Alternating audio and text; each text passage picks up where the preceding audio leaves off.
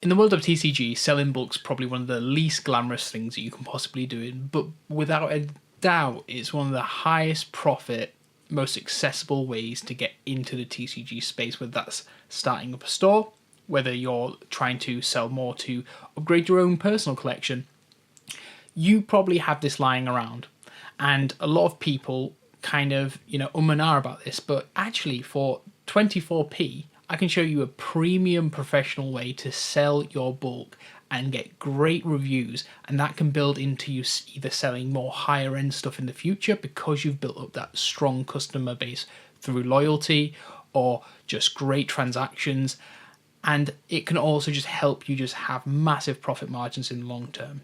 Some people have made entire businesses out of just selling TCG bulk, and that's it, sifting through cards, finding some key ones, getting card sorters, label scanners, but we're getting too far into this.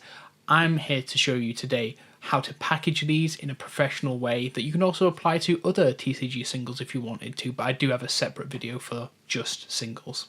So first up, I'm going to pretend I've sold these imaginary sales here with the Shellos, Piplup, Piloswine and Latios from the new Perfect Order set.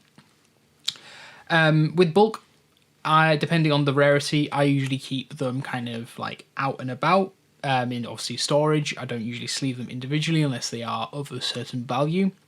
But once I do make a sale, and they're obviously quality checked to be in name and condition on what you've obviously listed them to be in, I will then get a penny sleeve, slot all three of them in, and that'll allow that bulk to be safe during transit, but we don't stop there.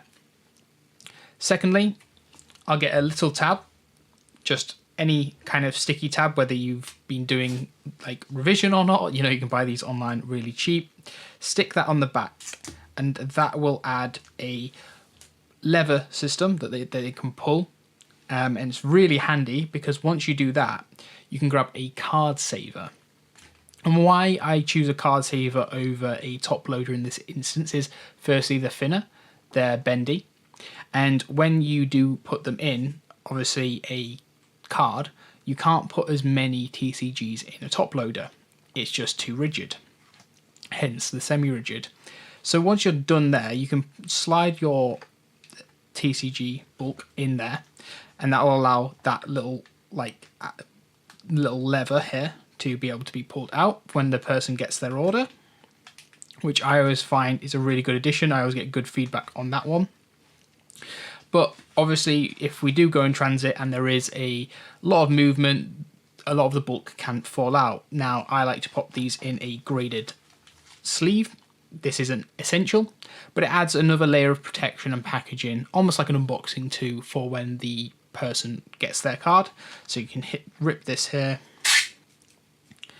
and quickly seal that. You can seal it how you want. Sometimes I find if I over seal this bit here, it'll create a little lump when it's in the envelope that I'll send it in. It's not a negative or a positive, but sometimes it might just cause a little bit of friction depending on the level of postage you're doing, size-wise, of course. Right now, the card saver is thinner, and this plays into the next part with the C6 hardback envelope that I've got. Pop that in there, nice and snug, ensure everything's in there as tight as possible. You seal it, and then this is ready to go. Of course, you can put your label on here.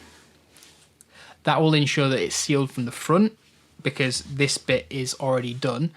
So that means that the only person to be able to open this is the person receiving the order. No one can go in here or here if you obviously put the label on there.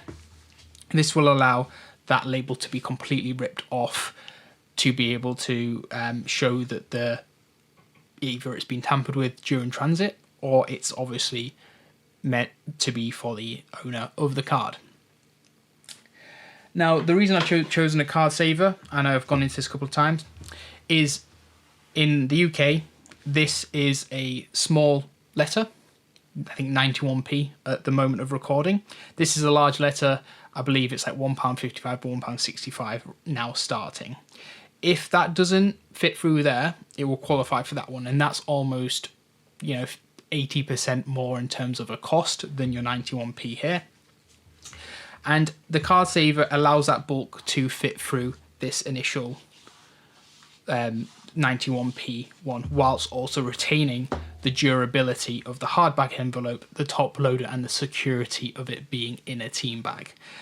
I've had tons of great feedback from this method. I can't see it myself changing anytime soon, and I thought it's just a great way to share with you, because for the sake of 24 pence of your order, these are already high profit. If you're selling these on eBay, you know, they start at 99p as is. You do free delivery, you sold them free. You know, let's say that's £4 odd you do. 24p for your packaging, 91p for your postage. That's a crazy profit margin. But you're also building up a great customer base through just sheer quality of postage.